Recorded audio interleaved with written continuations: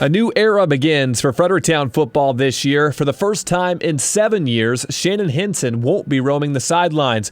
The good news is the new coach has state championship experience. It's been, a godsend for me to come over here. I mean, it's been a great transition.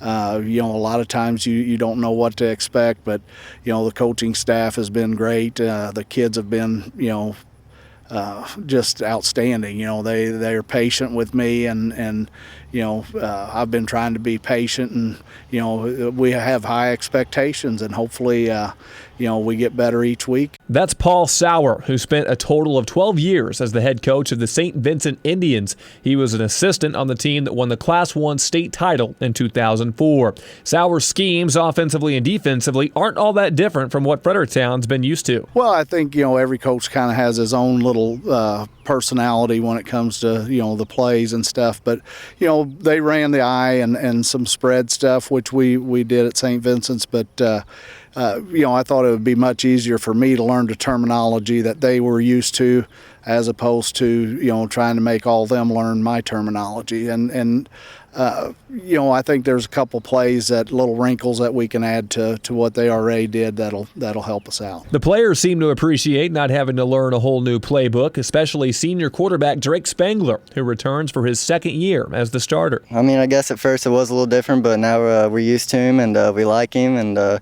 everything's going good. And Drake will look to take a step forward at his position this year. Last year, on a predominantly running team, he averaged less than 100 yards passing per game and threw just a handful of touchdowns. He expects those numbers to increase as he draws on last year's experience. I've learned a lot, with Coach Sauer. He's taught me a whole lot, how to read more coverages and, get the ball out quicker and things like that. And it's just a whole new ball game. And Coach Sauer has been more than happy with the work his new signal caller is putting in. Well, the thing that I've seen in Drake is, he's a very coachable young man, and he's really taken on the responsibilities of a quarterback, and he comes out ready to work every day, and he's been a big asset to me for helping me learn their terminology. Drake's teammates have noticed some changes in their quarterback as well. He's got more vision. He's got a stronger arm. He can throw a little farther. He's got a tight spiral, and he's looking more at the coverages, which makes it a much better quarterback. That's Reed Roberts, a returning 1,000-yard rusher who enters his senior season and is poised to break out in 2014. Add in fullback Caleb Carver, who also returns for his senior year, and Fredericktown may have one of the best backfields around. Oh, definitely. I see those two as, obviously it's a little too early to tell, but they may be the two of my best on that fullback tailback level. But will the offensive line be able to create some room for these big time weapons? I don't know that we could really pencil in anybody right now that we would guarantee would be a starter, and that was kind of our question mark whenever I first took this job. Was we felt we had pretty good skill people, but I really have seen a lot of progress made on our offense and defensive line. The Black Cat quarterback has been appreciative of his big boys up front. I love them. That's all I can say to him. I just love them. They protect me, they protect all of us, and they're working hard every day, working harder than anybody out here, I can tell you that. And he likes his wide receivers, too. Oh, yeah, we got Tyler Reed. He's a big body, long arms, and we have Zach Keller out there. He's another one, tall guy, long arms, and they can just bring it down.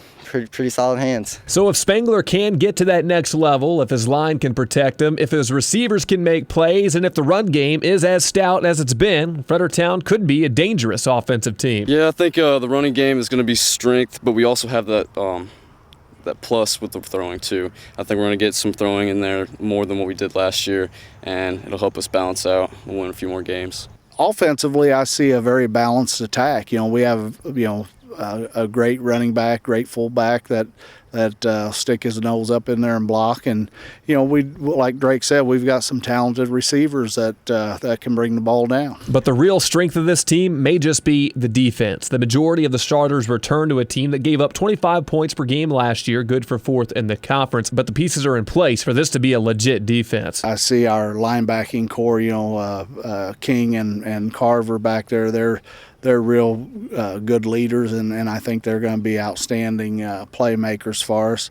Defensive line, the two Matthews brothers will probably be our DNs, and I really think they're going to give some people some fits. Oh, Caleb and Dalton, they're fantastic. I think they're going to be state bound, and we got some talent on corners, and then also we got Luke and Keller filling in as the other outside linebackers, so I think we'll be all right. Fredericktown competes in the white division of the MAFC, where they finished 4th place last season. Coach Sauer comes from the I-55 conference, which features smaller schools but still loaded.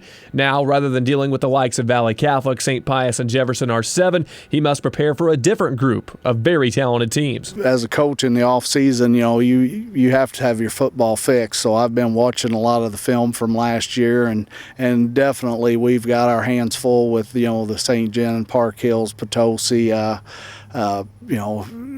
Ball clubs that year in, year out, they're going to be tough, and Hillsborough, North County, and DeSoto.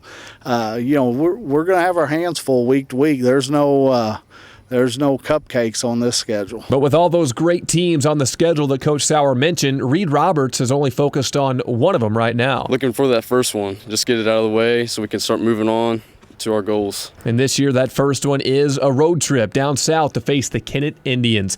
Many things could happen this year for Fredericktown. With as many upperclassmen as they have returning, especially at key positions, they could compete for a conference title. It's also possible that the team could struggle to adjust under a new coach and maybe even take a step back. But Drake Spengler expects the former rather than the latter. I think all of us come together this year, just be strong with each other, have good chemistry, and I think we'll make it a solid run. Oh, I'm enthused. I love it so much. Every year I come out, I want to play, and just my senior year, I want to embrace it. So what can a veteran head coach do in his first year with a veteran football team? That question will be answered soon enough, and Regional Radio will be there to find out with our award-winning coverage of high school football, so don't miss a second of it. Reporting from the Fredericktown football training camp, I'm Glenn Johnson.